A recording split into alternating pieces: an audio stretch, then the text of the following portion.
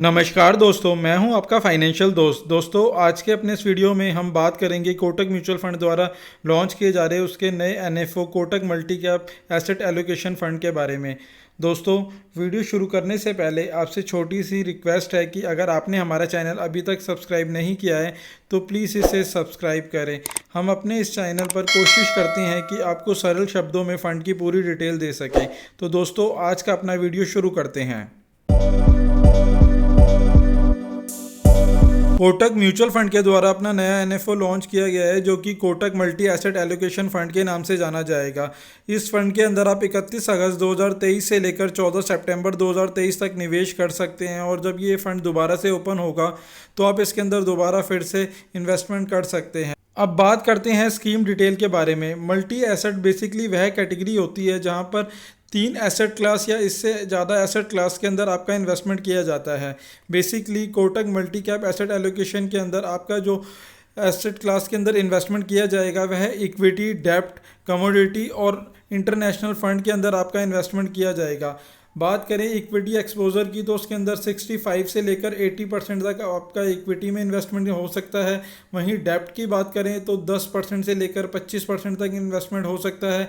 Commodity के अंदर भी 10% से 25% के बीच में आपका इन्वेस्टमेंट किया जा सकता है, और इंटरनेशनल फंड के अंदर 0 से लेकर 15% तक आपका इन्वेस्टमेंट किया जा सकता है। बात करें स्कीम डिटेल के बारे में तो यह एक ओपन एंडेड स्कीम है, यानी इस फंड के अंदर आप कभी भी इन्वेस्टमेंट कर सकते हैं और कभी भी विड्रॉ कर सकते हैं। इसके अंदर जो आपका इन्वेस्टमेंट किया जाएगा वह इक्विटी, डेब्ट, मनी मार्केट इंस्ट्रूमेंट और कमोडिटी, साथ ही साथ इंटरनेशनल फंड के अंदर भी आपका इन्वेस्टमेंट किया जा सकता है। वहीं बात करें इसके बेंचमार्क की तो उसका बेंचमार्क निफ्टी 500 टीआरआई, वहीं निफ्टी शॉर्ट ड्यूरेशन और डोमेस्टिक प्राइस गोल्ड और सिल्वर के अकॉर्डिंग रहने वाला है। वहीं बात करें फंड मैनेजर की तो इस फंड को 4 से 5 फंड मैनेजर के द्वारा मैनेज किया जाएगा। अलग अलग एसेट एलोकेशन के अंदर अलग अलग फंड मैनेजर इसको मैनेज करेंगे, जैसे कि इक्विटी के लिए देवेंद्र जी, वहीं डेब्ट के लिए अभिषेक जी, हितेन शाह जी और जीतू जी, साथ ही साथ अर्जुन खन्ना जी के द्वारा यह फंड मैनेज किया जाना है। वहीं बात करें इस फंड के अंदर इन्वेस्टमेंट की तो अगर आप एसआईपी के केस में निवेश करते हैं तो आप सिर्फ 500 रुपये से निवेश की शुरुआत कर सकते हैं। वहीं लमसम के केस में आप 5000 रुपये से निवेश की शुरुआत कर सकते हैं। वहीं बात करें इस फंड पे लगने वाले एग्जिट लोड की तो यदि आप अपने इन्वेस्टमेंट अमाउंट का 30% तक 1 साल से पहले विड्रॉ करते हैं तो उस पर किसी प्रकार का कोई एग्जिट लोड नहीं है। वहीं इसके ऊपर के अमाउंट के ऊपर अगर आप 1 साल से पहले विड्रॉ करेंगे तो 1% का एग्जिट लोड लगेगा, और 1 साल के बाद करेंगे तो उस पर किसी प्रकार का कोई एग्जिट लोड नहीं है। वहीं बात करें इसके ऊपर टैक्सेशन की तो इस फंड के अंदर जो टैक्सेशन रहने वाला है वो आपका इक्विटी वाला रहने वाला है।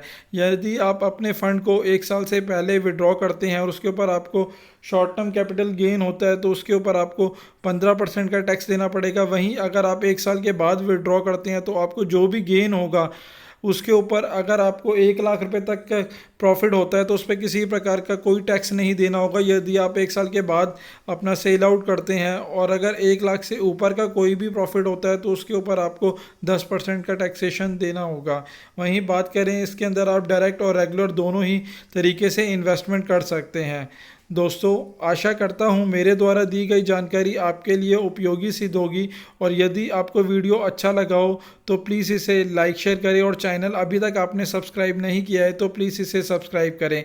और यदि आप इस फंड के अंदर इन्वेस्टमेंट की सोच रहे हैं तो इन्वेस्टमेंट से पहले एक बार अपने फाइनेंशियल एडवाइज़र से सलाह ज़रूर ले लें। दोस्तों, इसी के साथ अब मैं आपसे विदा लेता हूँ। धन्यवाद दोस्तों।